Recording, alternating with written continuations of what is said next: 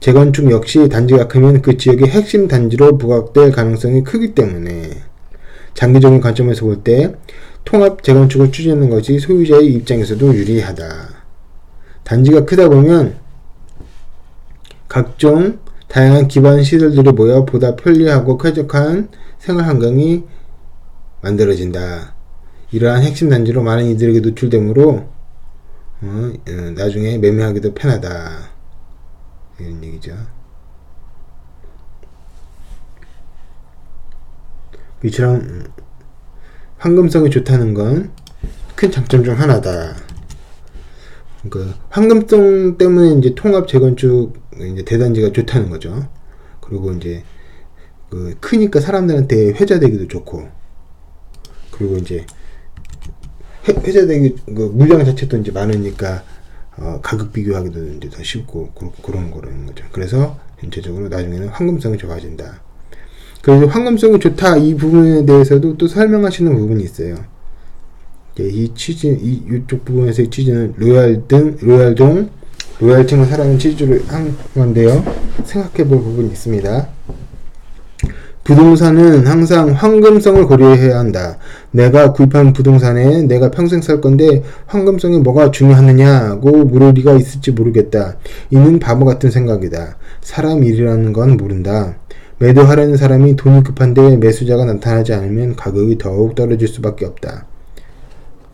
즉 황금성이 없다는 건 이제 물건값이 싸진다는 거죠. 돈이 급할 때는 물건값이 싸지는 거죠. 이런 상황까지 내다본다면 황금성이 얼마나 중요한지 알 수 있을 것이다. 그럼에도 보통 사람들은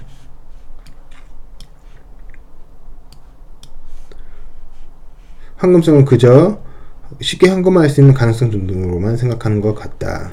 가능성이 아니라 실제 분류하는 시대는 이제 손해본다는 거죠. 그 가능성이 아니라 실제 한다는 거예요. 실제라는 거예요. 실제. 그러니 당장 부동산을 매도할 일이 없을 테니 황금성이 좀 떨어져도 상관없다고 생각하는 것이다. 그렇게 생각해서는 안 된다. 황금성을 중시하게 된다 이거죠. 황금성 자체가 직접적으로 돈을 벌어다 주는 건 아니라고 해도 이것이 내 재산을 보호해주는 요소라는 점만은 명심하자. 적극적으로 재산을 늘리는 어떤 요소는 아니라도 방어할 수 있다는 그런 요소라는 거죠. 황금성이 실질적으로. 그렇기 때문에 황금성을 무시해서는 안 된다. 이런 취지죠. 아파트도 다른 주택에 비해서 황금성이 높죠. 개개별로 다 다른 부동산이면 주택이 그러면 다 가격이 얼마냐 개별개별 판단해야 되고 이제 거래가 잘 안 이루어지는데 시간도 많이 걸리고요. 파는 사람 사는 사람 입장에서도 아파트는 크기별로 대략적인 가격이 딱 정해져 있잖아요. 그러니까 이제 계산하기도 편하고 그래서 거래도 쉽게 이루어지고 그래서 황금성이 높은 거죠. 아파트가. 그러니까 아파트와 다른 주택이 있어서는 아파트가 이제 황금성이 높은 거고, 그리고 로얄등과 그냥 비로얄등이 있었어도 이제 로얄등이 황금성이 높은 거고, 대단지와 이제 소단지가 있으면 이제 대단지가 황금성이 높은 거고, 이렇게 정리할 수 있겠죠. 그러면서 이제 통합 재건축을 하시면서 이제 팁을 주세요. 이제 팁.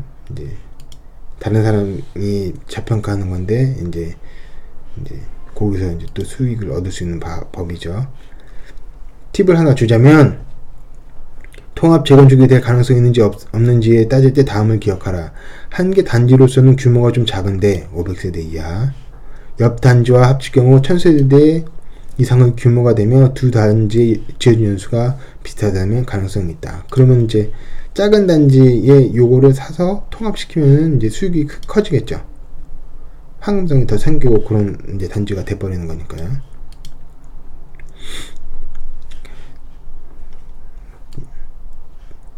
만약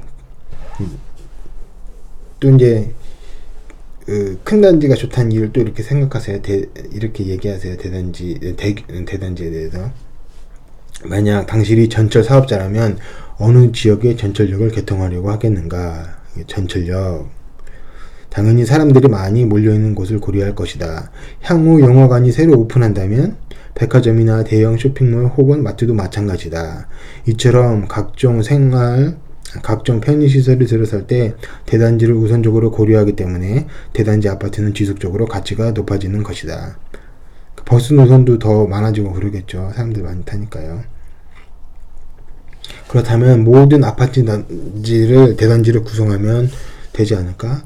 당연히 그러면 좋을 것이다. 대단지 아파트가 좋다고 하시는 거예요, 지금. 그렇게 하고 싶지 않아서가 아니라 그렇게 하고 싶어도 하지 못하는 것이다. 근데 그렇게 못한다는 거예요. 어렵다는 거예요. 일단 그만큼 넓은 택지를 확보하는 것이 어렵다. 택지 확보도 어렵고, 재건축, 재개발의 경우에는 주민들의 동의와 합의를 이끌어내는 지난한 과정, 어려운 과정이라는 거죠. 사업 승인을 받아내는 어렵고 긴 여정을 거쳐야 한다. 그 택지 문제에 있어서도 이렇고 합의 문제에 있어서도 이렇고, 이 때문에 대단지 아파트가 생겨나기도 쉽지 않다. 이로써 희소성까지 생기므로 대단지 아파트의 가치는 계속해서 오르게 된다. 대단지 아파트의 장점을 얘기하시는 거죠.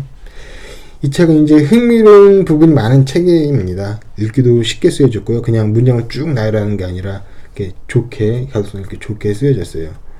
이렇게 통찰력 있는 부분도 많이 있고요. 어떻게 재미있으셨나요? 일단 이렇게 재미있었고요. 괜찮은 책, 정말 괜찮은 책이라고 생각합니다. 여기까지입니다. 이상입니다. 감사합니다.